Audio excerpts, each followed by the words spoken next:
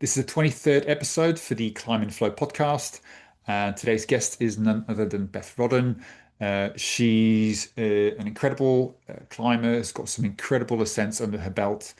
And we have a lovely chat about all of her climbing, from her competition climbing through to some of her hard trad ascents, to becoming a mother. And I hope you guys enjoy the podcast. I'll let you listen to it. Cool. Hello. Hi, Beth. Hi. Do you want me to put in headphones? That's up to you. Okay. It's raining, so I don't know if you can hear the background noise if it matters or No, I can't hear the rain. It's raining here too. okay. It's Yeah. rare for us here, probably not rare for you. No, no, it's not. No, no, no, no. Cool. How's things? How are you? Oh, good. A little frantic. The power's been off and on out for a couple weeks and our fridge died and it's okay. But life just seems to throw you things to do occasionally. Yeah, curveball, right? Yeah, it's okay right now. So, Okay, cool. Yeah, so you managed yeah. to get all the food replaced in the fridge. Well, the fridge is still not working. We're just living out of coolers right now. So, Okay, so what happened? I mean, we just live in a pretty remote place. And so if there's like, I don't know how much you know, but in California, like PG, the power company has sadly been responsible for some huge wildfires because their lines get down. So they've started to replace things.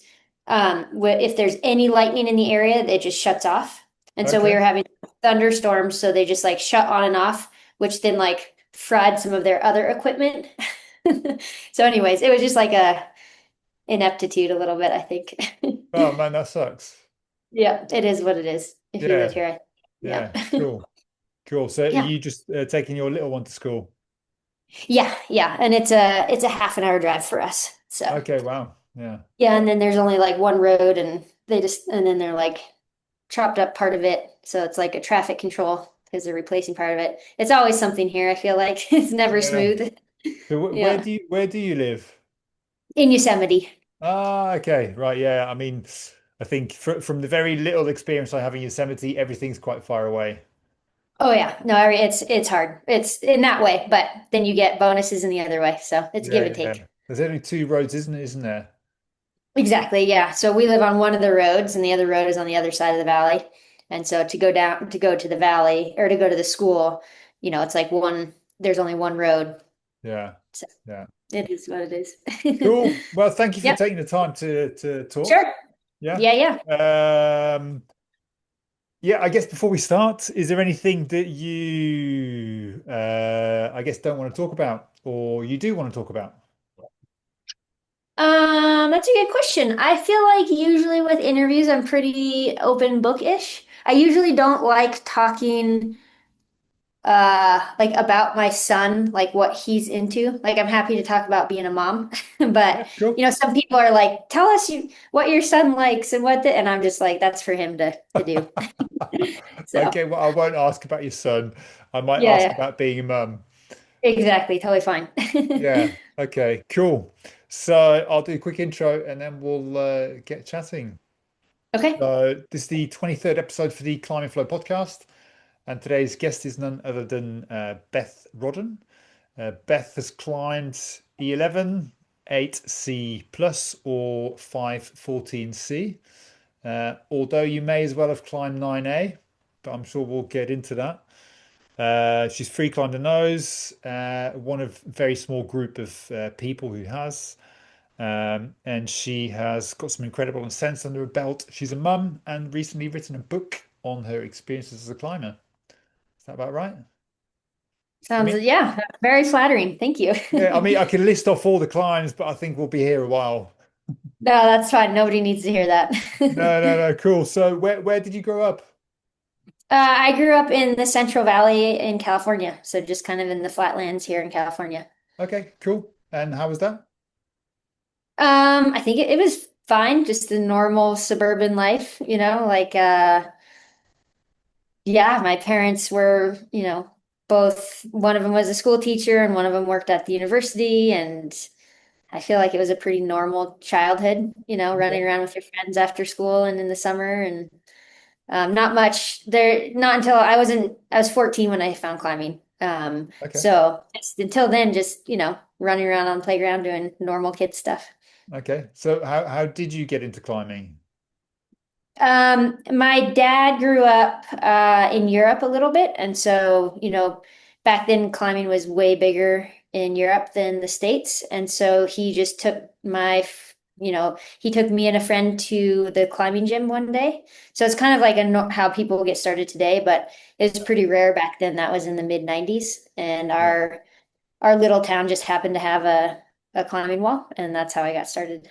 Yeah, I think in 94 in the UK, there was only 4 or 5 climbing gyms. And Yeah, they, I feel like that's similar.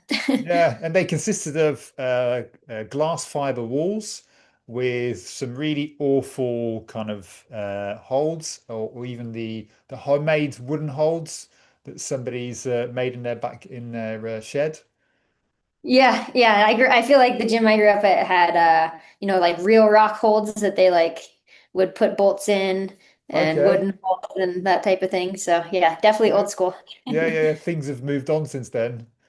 Thank goodness. Yeah. So what was it about climbing that got you hooked? I feel like there's a bunch of things that just kind of came together. I was always a really active kid that I loved sports, but I'm quite small, so every sport that I tried, I just wasn't very good at. Okay. So I was like on the swim team, but I'm 5'1" on a good day, so that I wasn't very fast. I was a fine, confident, good swimmer, but I just wasn't very fast. I was on the tennis team again, not very good. So I feel like climbing was just one of these things that I was immediately kind of inherently good at. I really like problem solving. So Yeah. there's all that problem solving aspect to it. Um, Even though it's an individual sport, you could say, I love the collaboration part of it. So Yeah. it's like, like working with someone to figure it out.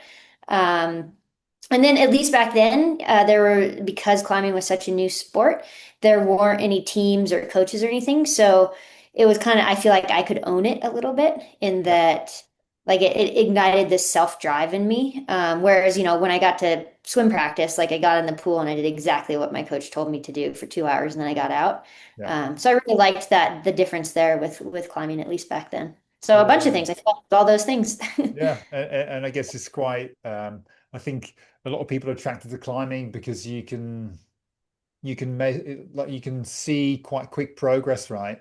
You're working a problem, you're working out the actual problem, and you're kind of building strength in the moment as well. And then over time, you can solve the problem, you can climb the problem. So you get these amazing happy chemicals, right, from climbing something. Yeah, yeah, no, it's great. And just the physical motion's fun too, right? Yeah, It's yeah, like it's different every single time. It's yeah. not like just perfecting the freestyle over and over again. It's like you get variation, which is pretty fun. Yeah. And although in the mid 90s, route setting wasn't really that great, if I remember rightly. Yeah, I guess it was just a little bit less parkoury. Yes, yeah. Oh, yeah. It was hard crimps and just pulling hard, right? Yep, exactly. Yep. Yeah. I'm not very. I've tried those gymnastic moves. I'm not very well practiced at it. I've Yeah. tried to give it a go. It's just not really my thing. Yeah, no, I'm absolutely awful at it, but it's so fun to watch. And I always look at it and I'm like, man, if I could be good at that, that looks Yeah, really yeah, fun. yeah. Yeah. Yeah. Cool. So, you grew up in Davis, is that right? Yeah. No idea what that is. Somewhere in California. Yeah, you wouldn't need to know. It's near Sacramento, so it's just like it's in Northern California. Okay. So about it. There's no, I mean, not much there. It's like a bunch of agriculture and stuff like that. Okay. So it's Orange County, isn't it, California? Is that right? Yeah, Orange County's in Southern California, near LA. Okay. And then or like where I grew up is up north. Okay. Cool. Yeah. So you started climbing at 14, and hmm then you realized you're quite good at it, and then you started to compete. Yeah, I started competing right away. I think I'm a naturally competitive person. Are you? Um, yeah, I think so, yeah.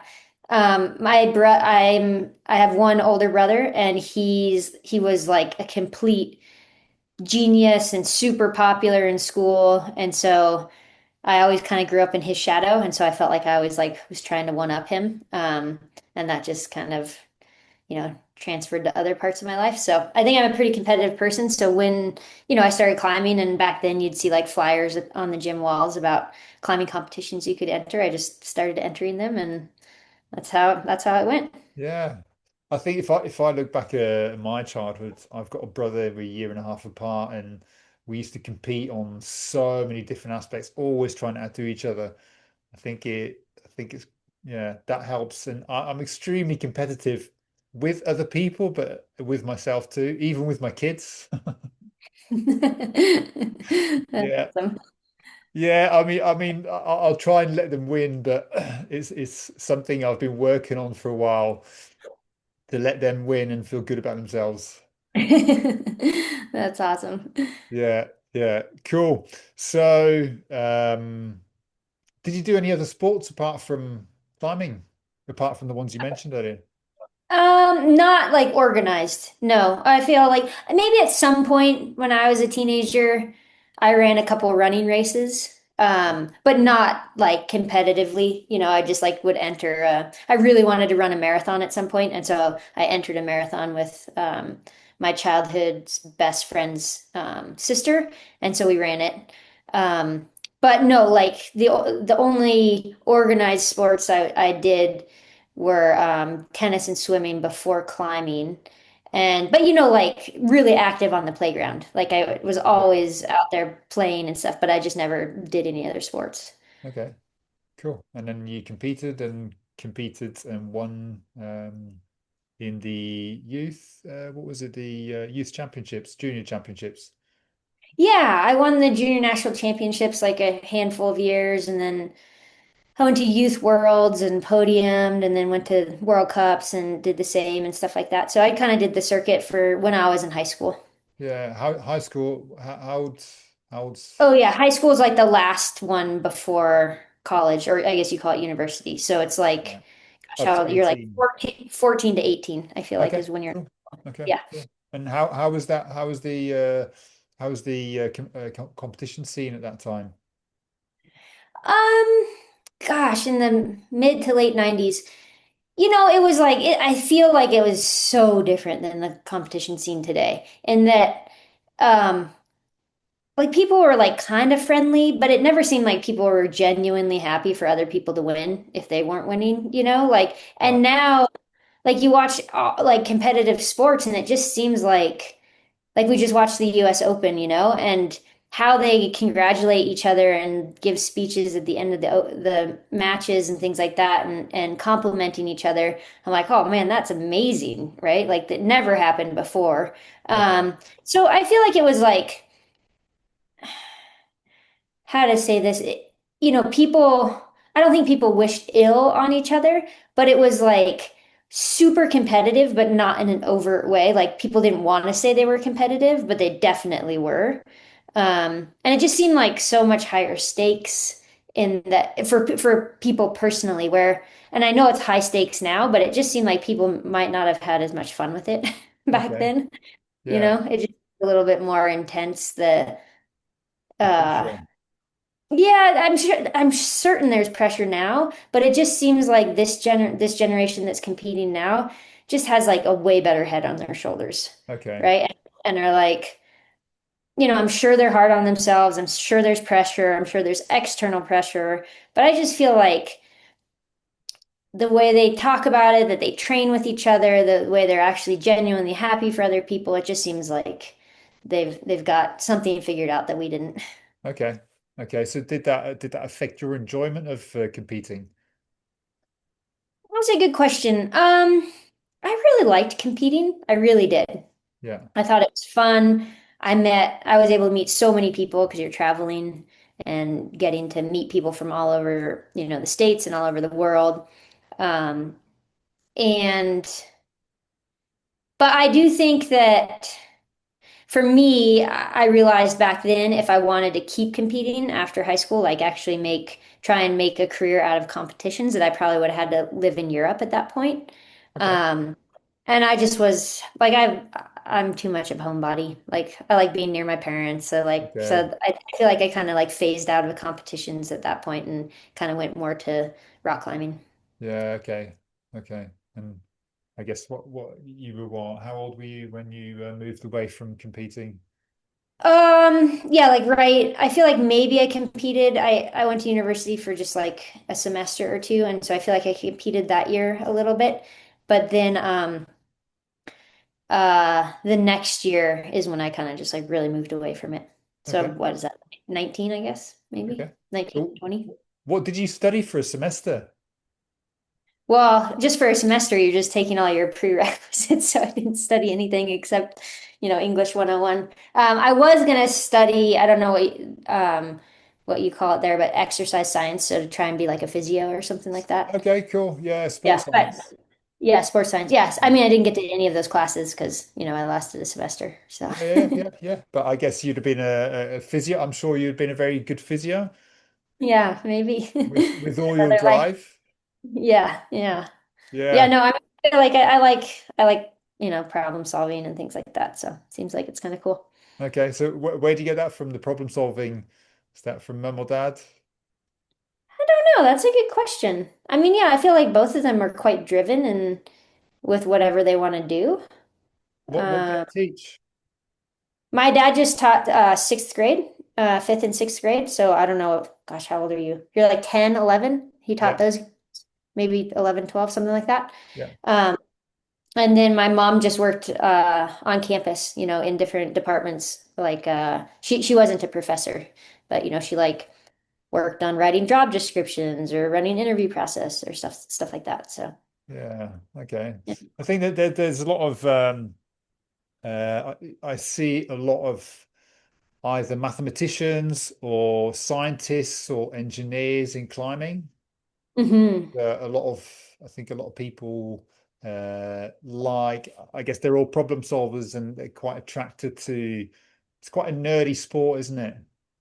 Climbing. Yeah, no, I think it is pretty cerebral, in a way. Not that other sports aren't cerebral, but I do feel like just like right out the get-go, you're using your brain a ton like and stuff like that. Which I mean, I think at a high level every athlete in every sport is, but yeah, I mean there's like a very prominent and very upfront way to problem solve in climbing.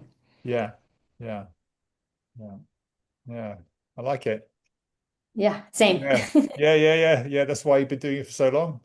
Yeah, I know. Can't shake it. Yeah, so you transitioned to outdoor climbing and had I think you had a pretty quick like a decent ascent of to bolt or not to bolt around that time. Yeah, yeah. Yep. Yeah. That's Yeah, it was the first 514 in America. So, oh wow. Okay, yeah. cool. That's Yeah. cool. Yeah. Yeah. Yeah. Smith Rock isn't a super far drive. Well, I guess for Americans it's not a far drive. It's like 7 or 8 hours from where I grew up. So I would That's considered a far distance in the UK. yeah, I know. I feel like our distances are different here. Yeah. And that, I would go out for long weekends to climb and stuff like that. And so this was at Smith, and so I was familiar with the area and I really liked it. And so I decided I wanted to try and do something a bit harder than I had done. Okay, so you did that at 18. That's 18, I think that's right. Yeah, 18. Yep. a pretty amazing achievement, right? For I guess female climbers at that time. Yeah, back then I think, I was technically the youngest female to climb a 514, which means nothing now. Aren't No, like of course not. 8-year-olds. No. Yeah, 8-year-olds are climbing it. But back then, it was yeah, it was something that was pretty cool. Yeah. Now, what was it I saw the other day? Wasn't there a 11-year-old that climbed some 8 BC problem somewhere? Oh, really? How hard is Yeah. 8, B or C? I can't remember. I did glance at it and I'm thinking, oh my God, that's crazy, right? Oh, it's probably like V13. Yeah, that's wild. Yeah, I mean Yeah. the next generation of climbers, there, I think at some point in the future they'll be climbing, I guess 10A, which Yeah, I don't know how it totally. equates that. Does that is that 515B or C? Well, gosh, this is No, gonna show 515. ineptitude. It's probably 516 or something like Yeah, that, right? maybe. Yeah, 516. Sorry, yeah, yeah, Yeah, yeah, yeah. It's yeah. crazy, right? Like, Yeah, it's cool. It's yeah. awesome. I mean, I remember the time when 9A, like 8 B plus and 8C were like the top grades. Yeah, totally. Yeah, no, I know. It's cool. It's cool to see the sports still Growing. skyrocketing in progression. So Yeah, that's yeah, yeah, cool. yeah, yeah. Whereas, like, say, the 100 meters running, I guess there's for people to break that record, you're talking about kind of marginal gains, right? Whereas climbing, like the difference between what is it, 8C and 9C is going to be humongous. Not that I know, but I imagine it's quite big. Yeah, yeah, no, I think it's cool because I mean, climbing is just a relatively new sport when you think about, people running the 100-meter dash. It's been forever.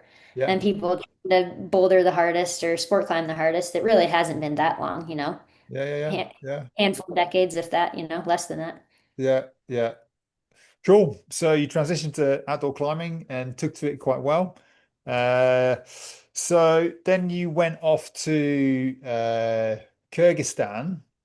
Hmm. Now, I'm not going to ask you questions about that because if people want to know about Kyrgyzstan and everything that happened, they can buy your book. I'm sure all It's the true. information's in there, and I'm sure you're Yes. completely talked out about it, and like hundreds and thousands of people have probably asked you questions about it, so I'm not going to. Um, yeah, so if people want to find out more about Kyrgyzstan, check out other interviews or read your book. I guess that's the Cool. best If way. yeah, if you wanna know, you can read it, I guess. Yeah, I guess, yeah, cool. So, um, I guess after, I might ask a few questions not related to Kyrgyzstan, but the kind of the aftermath and stuff. So you've had some incredible ascents, some free ascents. You freed the nose, one of very few people to free climb the nose. You climbed Book of Hate and then Meltdown, Optimist, and pretty much Magic Line, I'd say. Yeah, almost. Almost. Well, On the cusp. yeah, on the Well, cusp. yeah, I guess depending on how you want to say Yeah, yeah, it. yeah. Cool. So which climb has been the most emotionally rewarding for you? Oh, that's a good question. Emotionally rewarding. I would probably say in the moment or in the near aftermath of climbing it, the nose, I would say, because Okay. I started climbing the year that Lynn freed the nose, and so I didn't even know what the nose was, but every gym I went to, every magazine I picked up had like Lynn free climbing the nose, and I was like, Yeah, oh, I want to be like that one day. yeah, Um, and so I feel like it was just something that seemed like such a far-fetched dream, and yeah, then to accomplish it um, felt slightly, out of body experience. yeah. And then I was like, wow, I can't believe I just did that. Um, but then I would say kind of I didn't, when I did meltdown, I think for me with first ascents, it's really hard to gauge, like how hard they are, not just necessarily the number, but like how much you're putting into it. Yeah. And so I feel like Meltdown at the time, when I was working on it, I thought it was quite hard. Like I thought it was the hardest thing that I had ever, or the most effort I had ever put into anything. Yeah. Um, but also at the time, I kind of like lived and breathed free climbing on El Cap. And so I was like, well, it's not an El Cap route, it's just like 70-foot pitch or whatnot. Yeah. So I was like really psyched when I did it and really happy, but I don't think I understood kind of the impact on my life and the impact in the climbing world until, much later. For climbing meltdown. Yeah. Right, okay. So meltdown is what? Let me have a look. That's 8C. Meltdown is 8C plus E11 and 514C. Yeah. Guess So so. Yeah. yeah, so first ascent, were you first first woman again to climb that grade? No, I think Yosune had climbed 14C, if not 14D at that point. Okay. Yeah. So So she was like so far ahead of her time. so what impact did that have on you as a climber? Yosune climbing it or Meltdown? No, meltdown. Oh, yeah. I mean, I feel like just later, it's really interesting to look back at something and kind of retroactively be like, oh, wow, that was like pretty cool and hard. Because just in the past couple years, it's seen, a few repeats. And it took, 10 or 11 years for the first repeat to happen. And so once people started repeating it and just, talking to me on how hard they thought it was, and me seeing these people that I just think are such better climbers than me, right? Like Babsy and Jacopo and Connor and Carla. I just feel like all those people, I feel like are on a different level than I ever was. And so to talk to them and see that, it took them quite a bit of effort and to hear how hard they think it was, and also to see how special of an experience they had with it. I feel like it's funny. It's like a retroactive, impact on my life because, Yeah. forever nobody repeated it and, a lot of people tried but couldn't do it. And so you're always kind of like, is it like, wonder what's going on? And I think it's just because it was pretty hard. Yeah. Was it also a little bit maybe nerve-wracking for other people to have climbed it after you've given it a grade?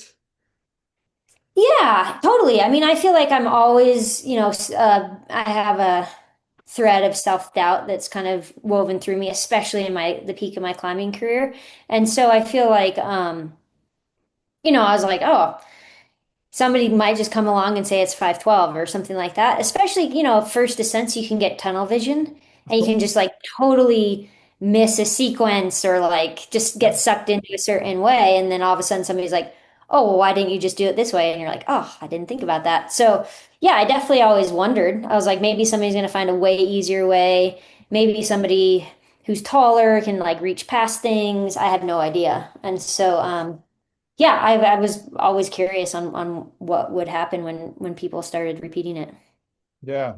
I guess I guess you can only base it on effort, right? In the moment, you can only base the difficulty on the amount of effort you're putting in a moment, and maybe that might feel harder than what it might be.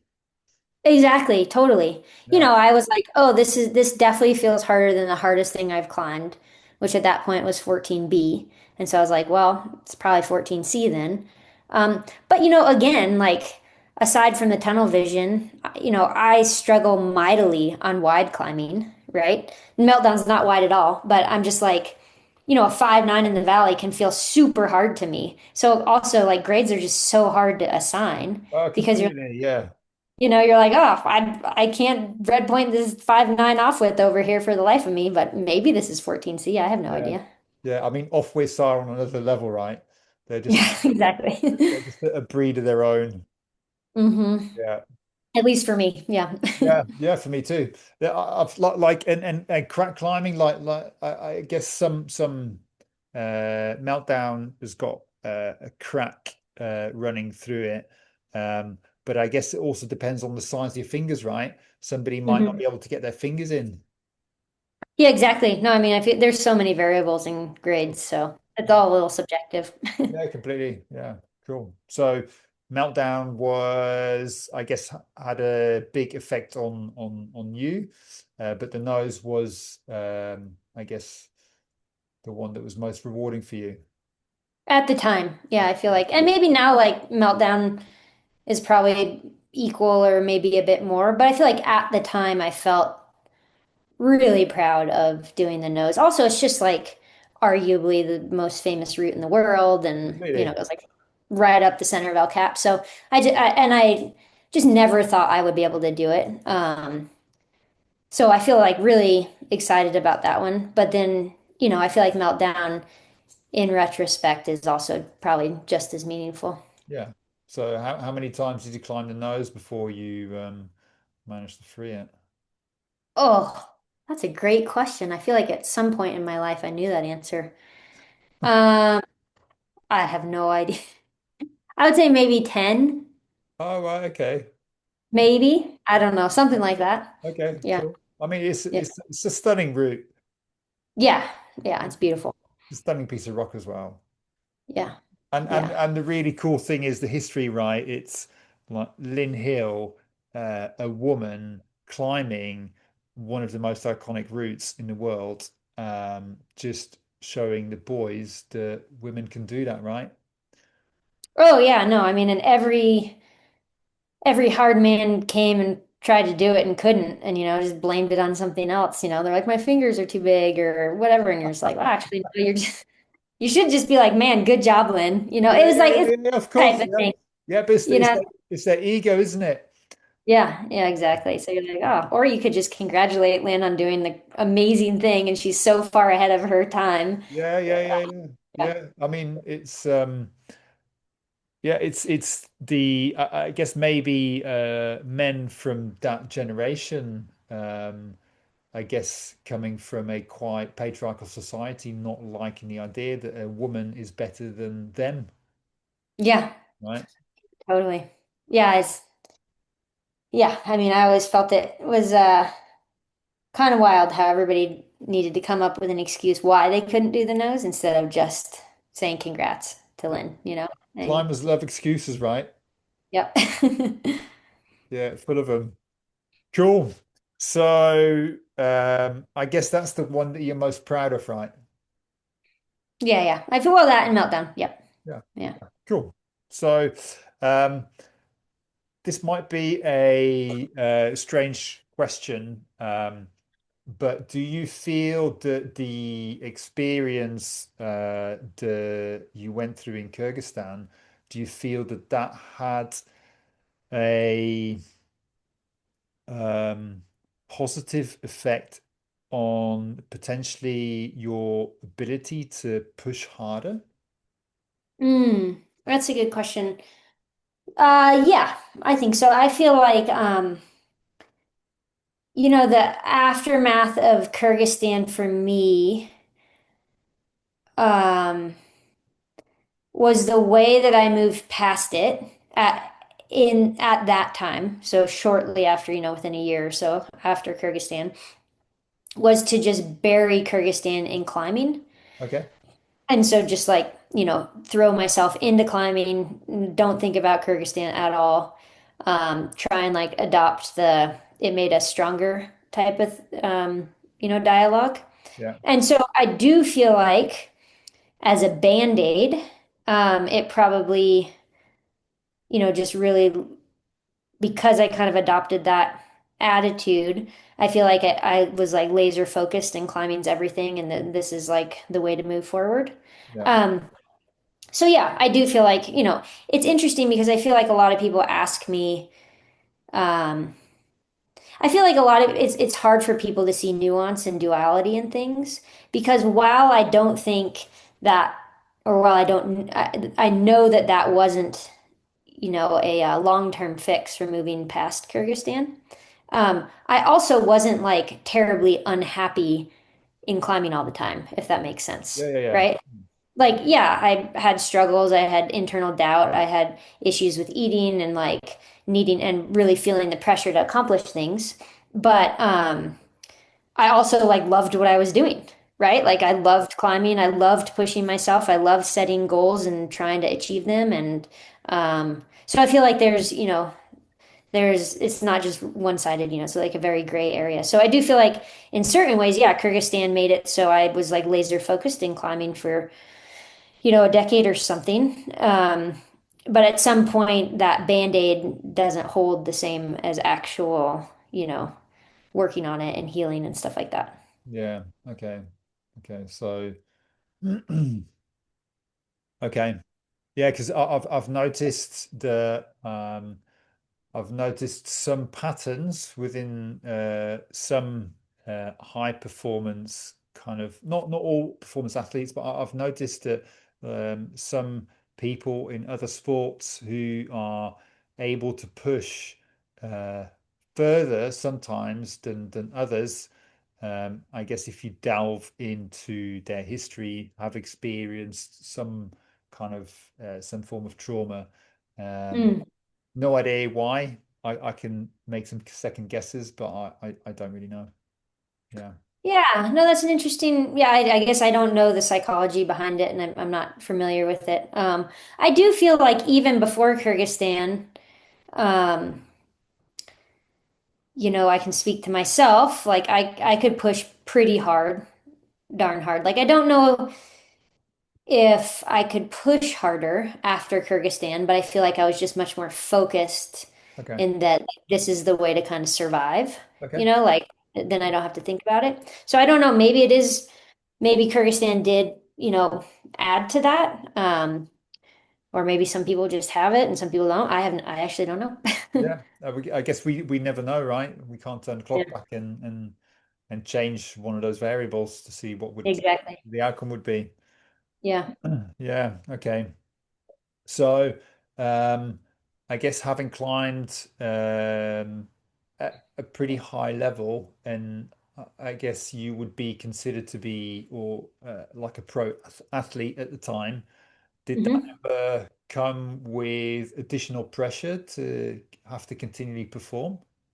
Oh, totally. Yeah, absolutely. Because it's also like, I don't know how other sports work. I imagine it's just as I hesitate to use the word cutthroat, but like intense, it's like I'm a sponsored athlete. And so it's like have contract to contract. It's not like I have a guaranteed tenure or anything like that. So I definitely, had all this internal pressure and not overt external pressure, but it was like quite known. It's like if you don't do anything for a handful of seasons, it's not like you're going to get your contract renewed. So, yeah, I mean, it was definitely I had this internal drive and pressure to keep going. Again, there's the duality of it and that like I actually liked it too. I didn't like the pressure, but I really liked the performance aspect of it. Like I love setting a goal and trying to and pushing my body and learning and trying to achieve it.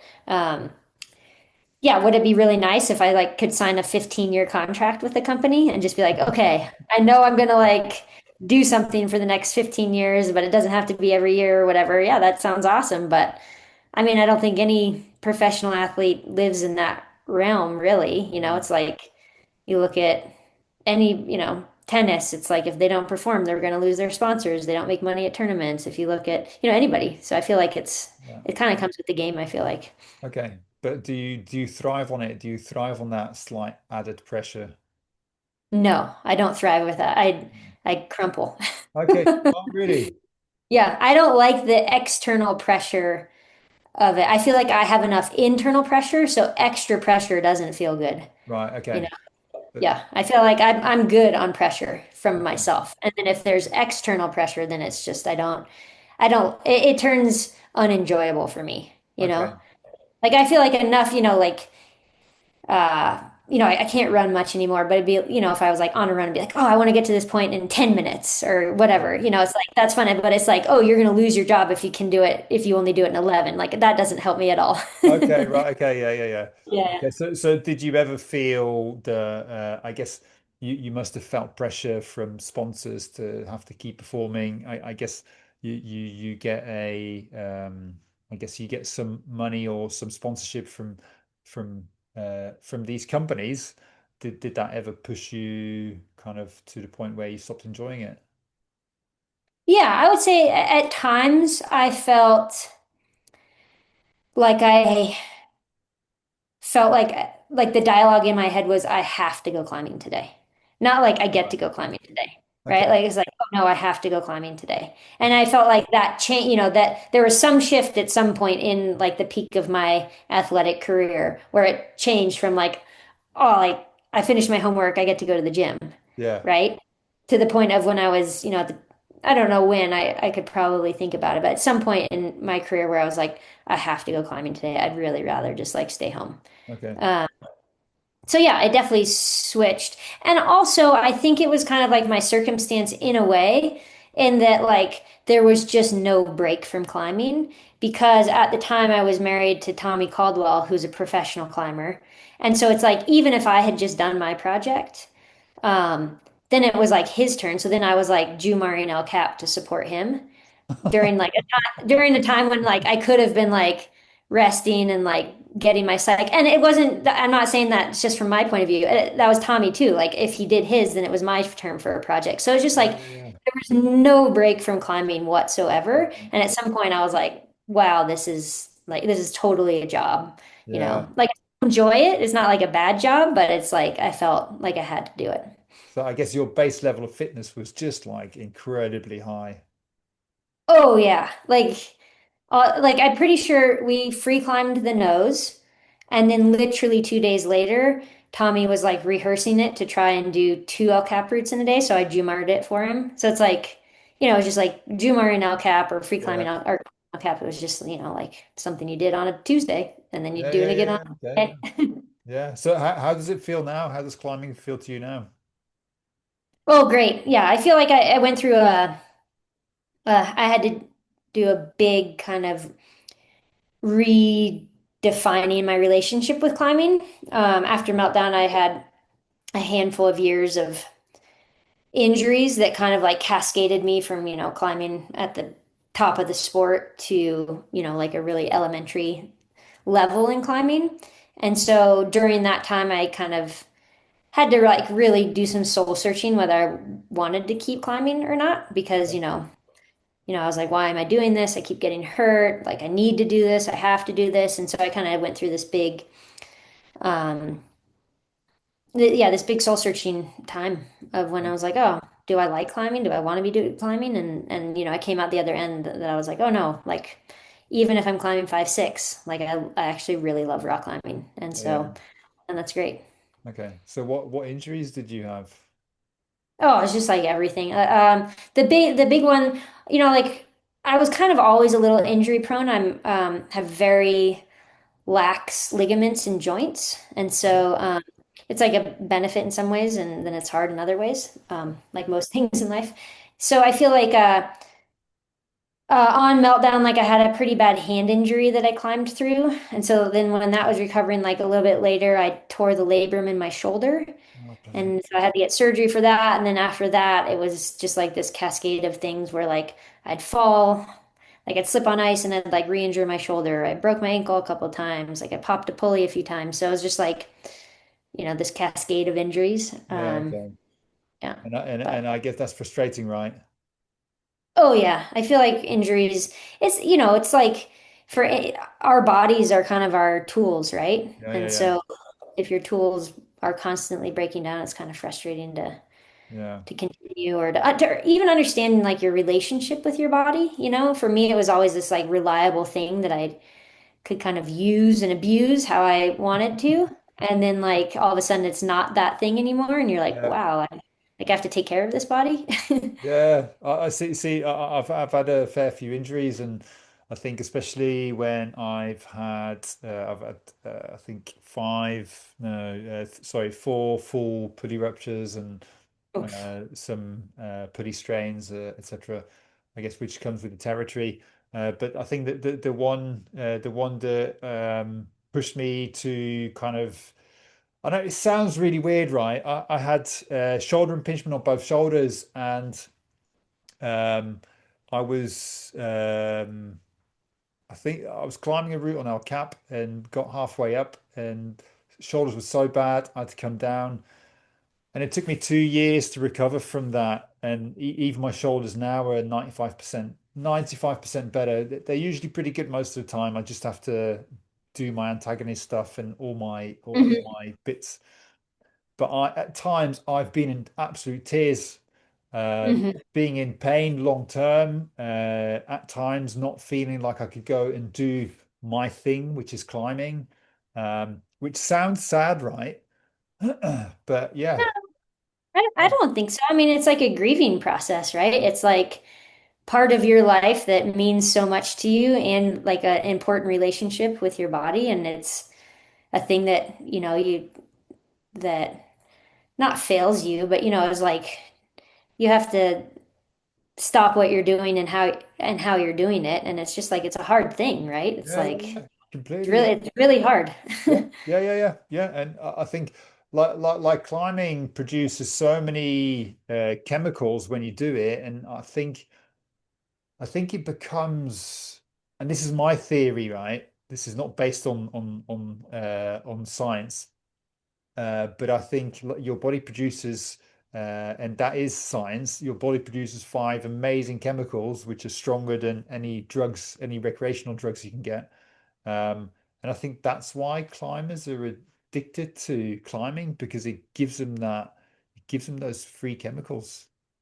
Yeah, totally. Yeah, no, I feel like I don't feel like it's a secret that, humans use exercise as a total coping mechanism. It's like even people that aren't climbers, it's like somebody has a bad day at work, they go for a run, or, Yeah, they break up with their girlfriend, they go to the gym or whatever. I feel like it's a, yeah, totally, coping mechanism for life. Yeah. yeah, Yeah. yeah, It takes them weight out of their heads. yeah.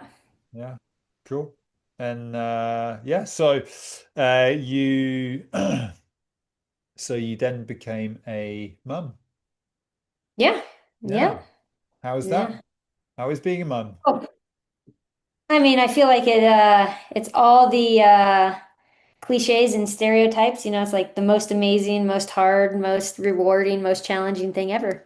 Yeah, completely harder than any climb, right? Oh yeah, totally. Yeah, Yeah. yeah, and it's constant. It's like keeps you on your toes constantly, you Yeah. know?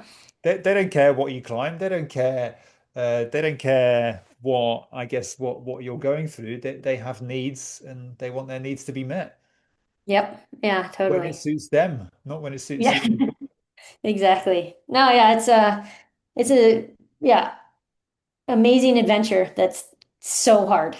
Yeah, probably hardest job to do well, right? Hardest job in the world, I think. Oh, totally. Yeah, yeah, and I'm sure we're all messing it up in ways that we have no idea yet, you Oh, know? completely. I've so quite often said to my kids, I said, look, there's no guidebook in like how I need to do this job.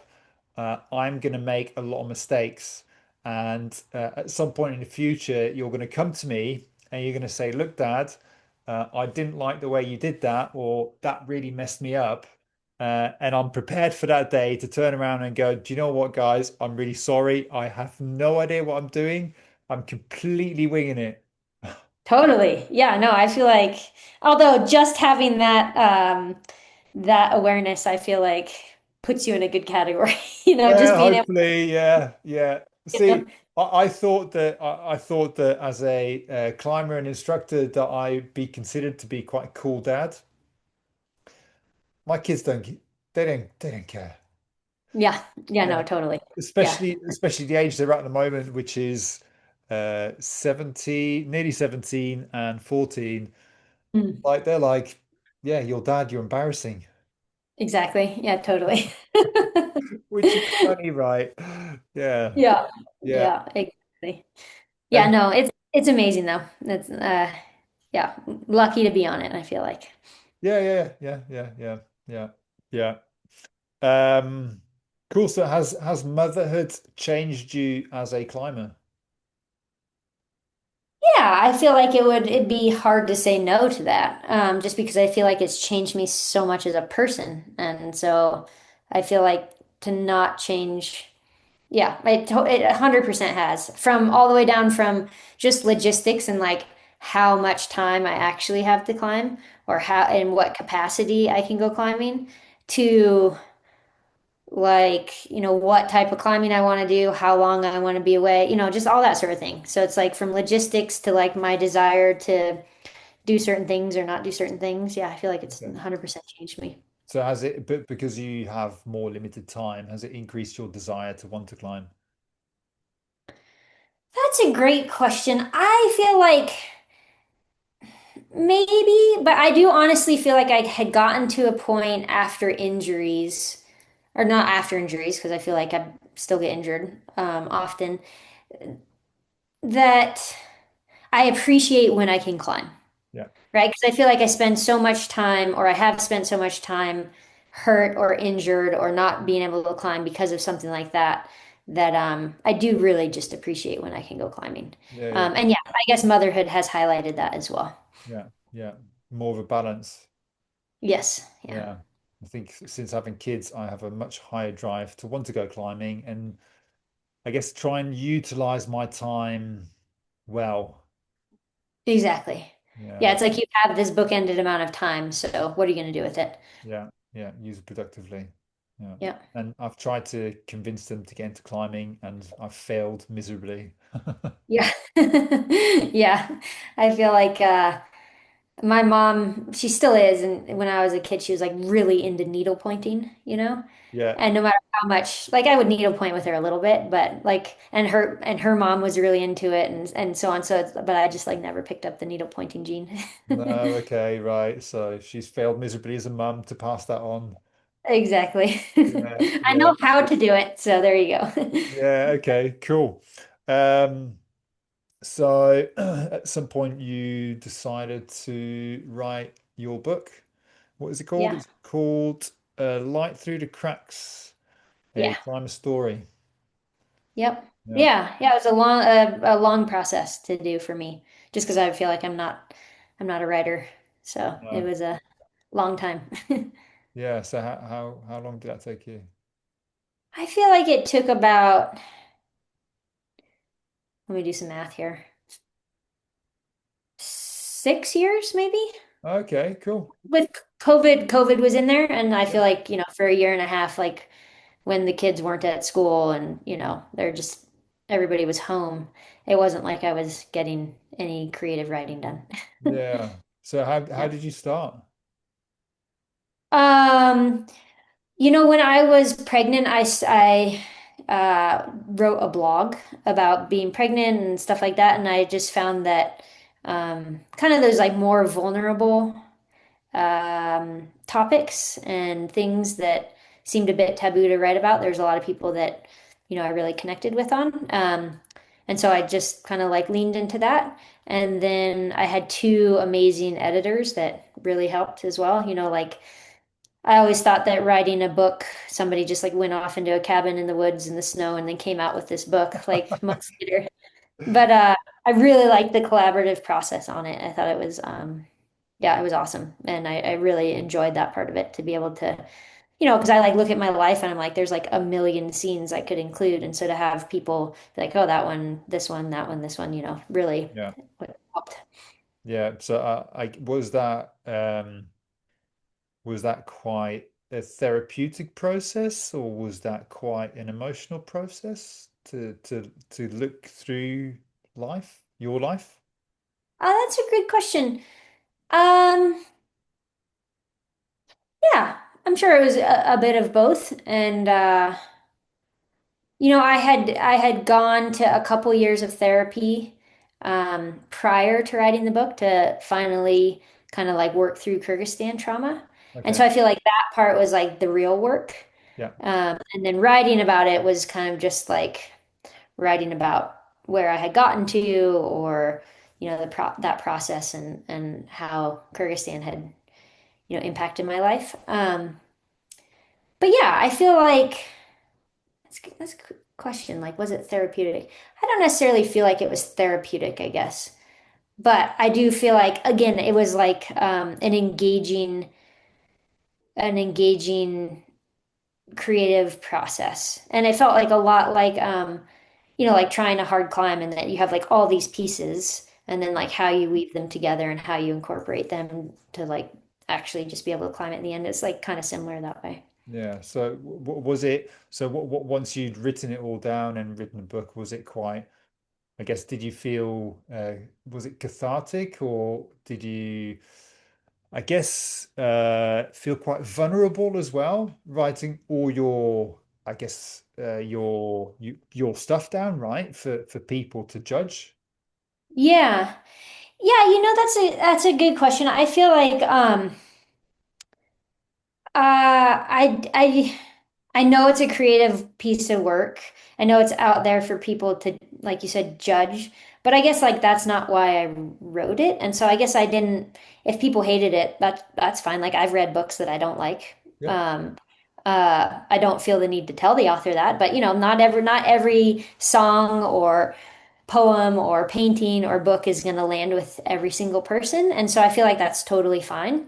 Okay. Um, and so, um, yeah, I'm like, but I'm very glad I did it. I felt like it was something that would have helped me at different stages of my life to have a book like it out there. And so, yeah, I'm glad I did it, and Okay. it's totally fine if some people don't like it. I get that. I have not read it, so I'd love to see. I'd love to be able to read more books. My wife loves reading, and she can devour books. Like I've tried so many times to read a book, and I struggle to get past chapter two or three.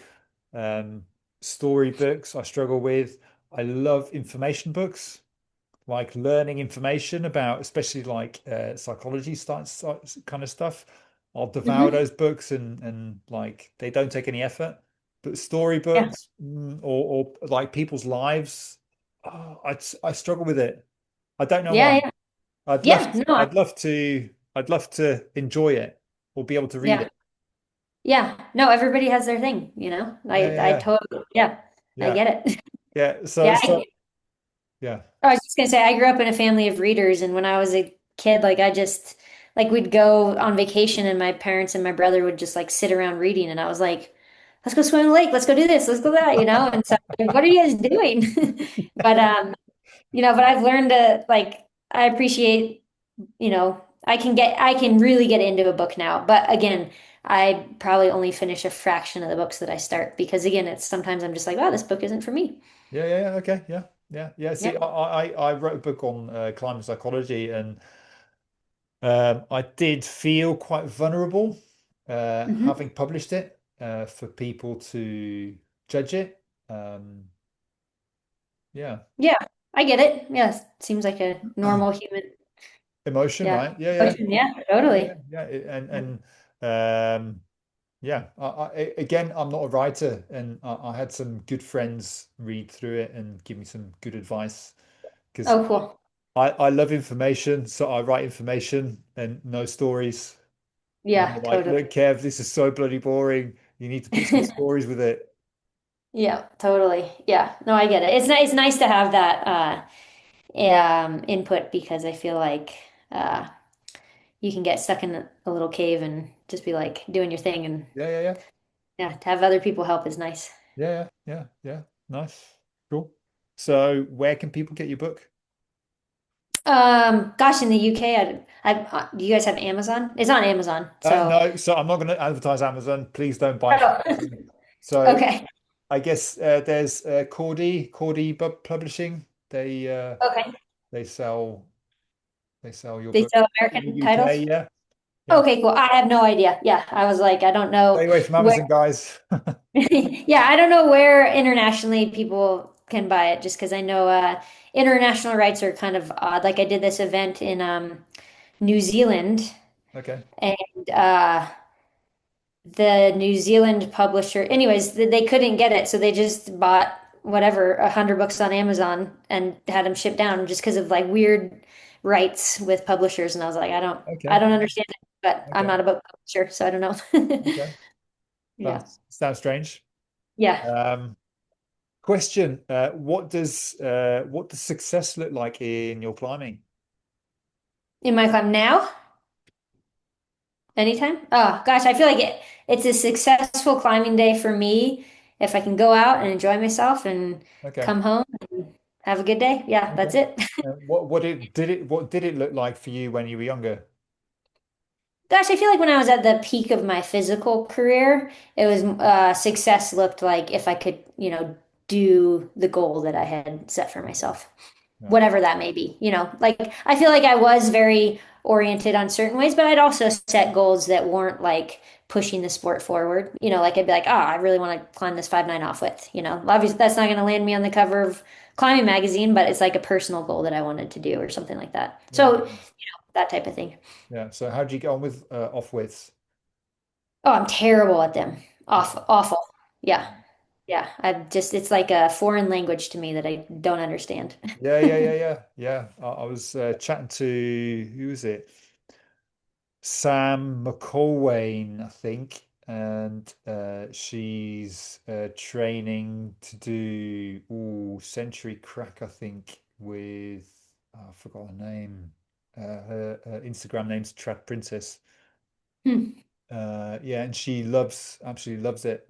I've got a couple of friends that love off with climbing, and I'm not very good at it. And they recently chucked me in something that for me was quite hard and no technique, pulling super hard. I tore an intercostal muscle because Oh, I didn't know what I was doing. yeah, it's so hard. It And is. then you watch some people on it and you're like, whoa, it's like poetry in motion. Good job. Like, Yeah, how do yeah, you do that? yeah. I'd love to be good at it. Just have to, Yeah, same, yeah, same. just need more off whiz here in the UK. Yeah, I have no excuse because I live in Yosemite and there's plenty of offwits. I just avoid them. Yeah. Climb around them. Yeah. Yeah. Um, what inspires you in climbing? It's a good question. I feel like good people inspire me. Like if they're just like nice, kind people, Yeah. I'm pretty psyched. I feel like if you're a jerk and you're climbing the hardest route in the world, like I could care less. You Okay. know, I've got this massive ego or whatever. Who cares? Who cares if you can climb 515 or whatnot? It's like I feel like good human, kind humans inspire me. Okay. Do you You know? get quite a lot of kind humans in climbing? Totally, yeah. People that'll like stop and talk to your kid or, like ask if you need help or whatever. But, if somebody's just like, oh, I gotta go send my project, you're like, who cares? Like, Yeah. it's not changing the world. Like Yeah. be kind humans change the world. So that's who inspire me. Yeah. Okay. Do you ever get like just a random question? Do you ever get unwarranted advice from potential men who don't recognize you? Oh, that's a good question. I'm like kind of like when I'm climbing, if I'm climbing by myself, like if I'm at the gym or if I'm out bouldering or whatever. I kind of make it apparent that I don't want to talk to anybody. Like this Okay. is like my time to climb, so I don't like really make eye contact. And then if I'm climbing in a group, I feel like people don't really give unsolicited advice. I Okay. guess yeah, maybe sometimes when I'm out with my girlfriends, some like dude will come up and be like, if you put your foot there, it'll help, and you're like, okay, thanks. You just like smile and nod and you like keep on going. Okay. Yeah. Yeah. Yeah. I guess that's I don't know. I think men are like problem solvers, right? Men love solving problems, and I think they'll give advice to anyone, whether it's wanted or not, even to their other male counterparts. Yeah, totally. Yeah. Yeah, it's like when my wife comes to talk to me, she will want to talk, and she will want me to listen, but I then start solving her problems, which she doesn't want. Yeah, totally. Just Yeah, no, I get that. just wired differently, right? Yeah. So, what mental challenges do you feel that you need to work on currently in climbing? Currently in climbing. Oh, uh, gosh, I don't know. I haven't thought about that. Hmm. I mean, I feel like I'm not a super brave person, I feel like. Okay. And so it's just like a constant thing is like learning how to manage fear and like deal with that, for me. Okay. And then, yeah, I feel like that's probably always at kind of at the forefront for me. Okay. What kind of fear? Like I really don't like falling. Um, Okay. and so, climbing above gear, doing a high boulder problem, something like that, Okay. is something that is a challenge for me. Okay. I mean that seems fairly normal, right? Totally, yeah. Yeah. I guess society or the climbing community might not see anyone of your caliber to experience those emotions, right? Yeah, no, I feel like whenever I mention it to people, they're always quite taken aback. And I'm like, oh no, like I've never been a super brave person. Like when it comes to falling or climbing above things or whatever. It's always been there. As long as I can remember. Okay. So how do you manage that? I feel like just incrementally in ways, it's just like if I'm just on a specific climb, then I'll, really rehearse things and then I'll, take practice falls and not like practice falls like 20 feet above the bolt or whatever, above the piece of gear, I'll just incrementally build up. Yeah. Um, so I just feel like getting more and more comfortable with the situation. I Yeah. feel like, obviously like at the beginning of a season, I'm much more heightened to that sense, and feel a little bit more bumbly. And then by the end of the season, you've had more experience. You have more muscle memory. So you get a little bit more used to it. Yeah. That seems very sensible approach. Yeah, yeah, it's worked for me. Everybody has something that works for them. Yeah, yeah, yeah. I think that works for everyone, right? To start somewhere where it's comfortable and incrementally move up where you as an individual wants to move it up to. Yeah, yeah, exactly. Yeah. Yeah, yeah. And has that changed for you since becoming a mum? No, I feel like, that same incremental approach, and I might be starting at a different spot than I was, in my 20s. But yeah, I feel like it's the same incremental approach. It's probably slower because I just have less time to do Yeah, things. yeah, yeah, yeah. Of course, yeah, normal. Yeah. Yeah. Yeah. And so what's your superpower your with regards to the mental side of climbing? I feel like I can, it's interesting. I never thought about this ever, before writing the book.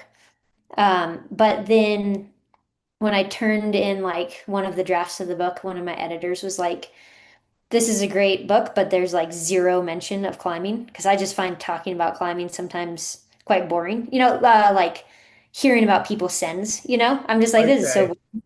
Yeah. Do you know He's what? like, I completely agree with you, right?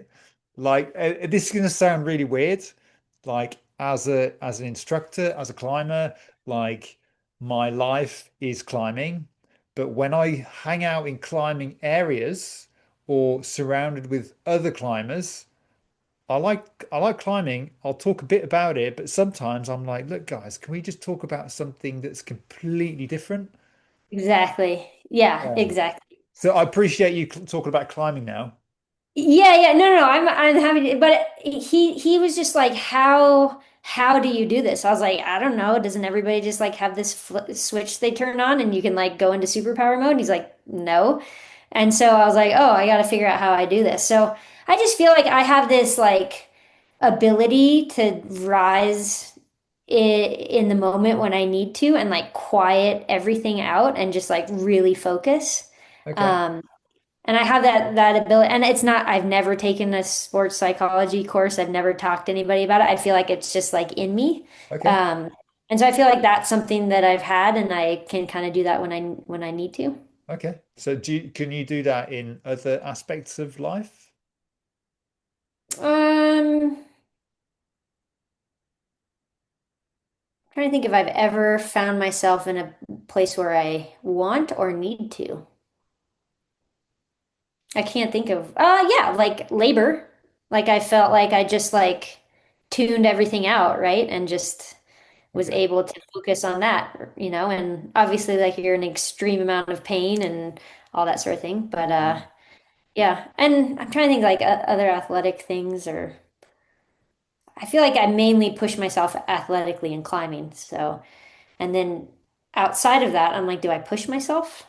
Yeah, like even like finishing the book, my family went away for 2 weeks and I was like, or a week and I was on deadline and like I don't know how many hours I worked that week on the book, and I would like wake up and start at like 6 a.m. and then work on it, for 12 hours each day. And it wasn't like bad work either, like I was actually doing good work on it. And so, yeah, I feel like I can focus when I need to.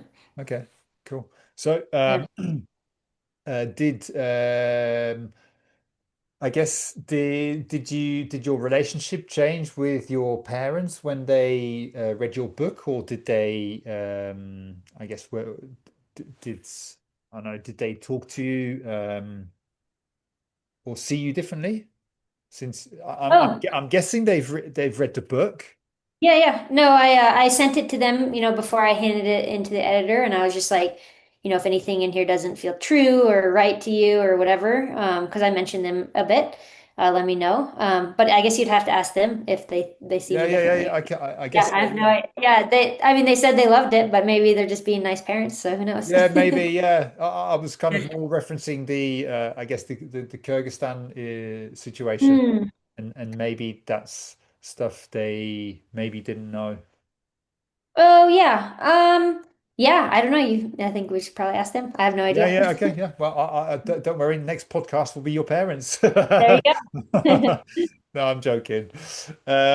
Cool. Last question. Any advice that you would give a climber on the mental side of climbing? Oof, that's a good one.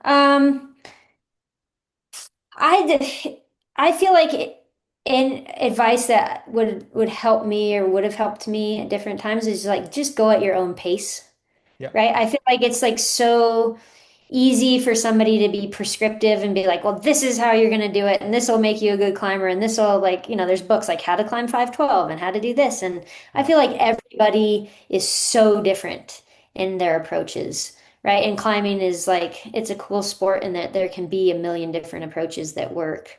Um, so, find what works for you and go at your own pace.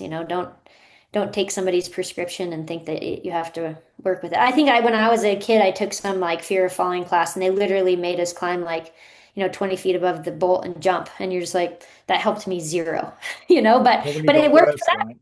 Yeah, but it worked for that instructor. So I'm just like, everybody has their thing, and so just find what works for you and go with it.